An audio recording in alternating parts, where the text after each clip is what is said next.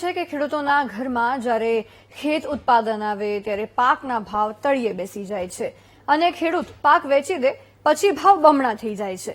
પરંતુ બનાસકાંઠા જિલ્લામાં તો ઉલટી ગંગા વહી। ખેડૂતે કોલ્ડ સ્ટોરેજમાં બટાકા મૂકી રાખ્યા, પરંતુ હવે કોલ્ડ સ્ટોરેજના ભાડા જેટલો પણ ભાવ એમને નથી મળી રહ્યો, જેના કારણે તેઓ પરેશાન છે।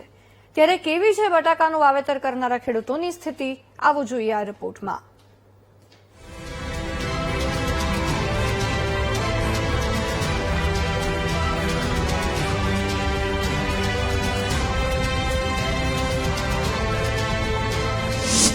ખેડૂત ખરીદે ત્યારે મોંઘું, વેચે ત્યારે સસ્તું।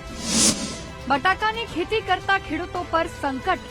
આપણે જાણીએ છીએ કે ઉત્તર ગુજરાતમાં બટાકાનું સૌથી વધુ ઉત્પાદન થાય છે। ચાલુ વર્ષે પણ સારું ઉત્પાદન થયું। ભાવ ન મળતા વધુ ભાવની આશાએ ખેડૂતોએ બટાકા કોલ્ડ સ્ટોરેજમાં મૂક્યા, પરંતુ કોલ્ડ સ્ટોરેજમાં મૂક્યાના 2-3 મહિના પછી પણ પરિસ્થિતિમાં કોઈ સુધાર નથી। બટાકાના ભાવ ખાડે જ છે। ખેડૂતો બટાકા વેચવા કાઢે તો કોલ્ડ સ્ટોરેજનું ભાડું પણ ન નીકળે તેવી હાલત બની છે। વીટીવીનો ખૂબ ખૂબ આભાર, જે સતત હંમેશા ખેડૂતોની વારે આવતા હોય છે કપરી પરિસ્થિતિમાં, માટે એમને હું ધન્યવાદ કહું છું।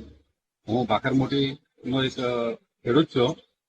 મેં આ વખતે બટાકાનું વાવેતર કર્યું હતું મારી પોતાની 3 એકર જેવી જગ્યામાં। ખાતર, બિયારણ, દવાઓ, રાસાયણિક ખાતર, ટ્રેક્ટર, ખેડાઈ, મોંઘા ભાવનું બિયારણ લાવી કઈક આશા હતી કે બટાકામાં મને રોજીરોટી ચલાવવા માટે પૈસા મળશે, પરંતુ સમય અને સંજોગો પ્રમાણે ઉત્પાદન સારું મળ્યું, પરંતુ ભાવ ન મળતા મેં કોલ્ડ સ્ટોરેજ માલિકનો સહારો લીધો। મારા ગામમાં મંગલદીપ સ્ટોરમાં બટાકા મૂક્યા। મેં બટાકાનું વાવેતર કર્યું હતું, તેમાં ઉત્પાદન પણ સારું મળ્યું હોય, પણ જે બટાકામાં ભાવ જોઈએ તે મળતા નથી।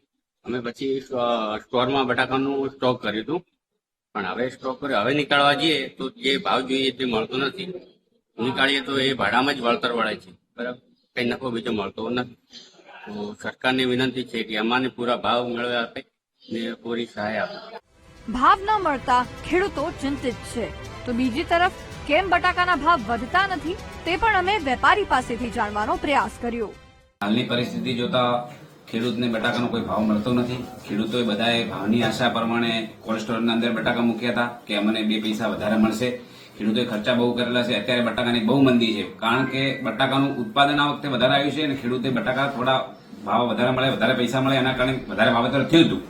અત્યારે આખા ગુજરાતમાં એમ ગણો તો 10% સ્ટોક વધારે છે, એટલે સરકારે એના કંઈક પગલા લેવા જોઈએ। સરકારે સબસિડી ખેડૂતોને આપવી જોઈએ, અથવા સરકારે એ ઉપરનો 10%નો હિસ્સો કોઈ પોલિસી બનાવી અને ખરીદે। આ તો એ માલ ઓછો થઈ જાય તો ખેડૂતોને એમ બજાર જળવાઈ રહે, નકર આજની પરિસ્થિતિ જોતા ખેડૂતોને પાછળ બહુ મંદી આવવાનો ભય છે।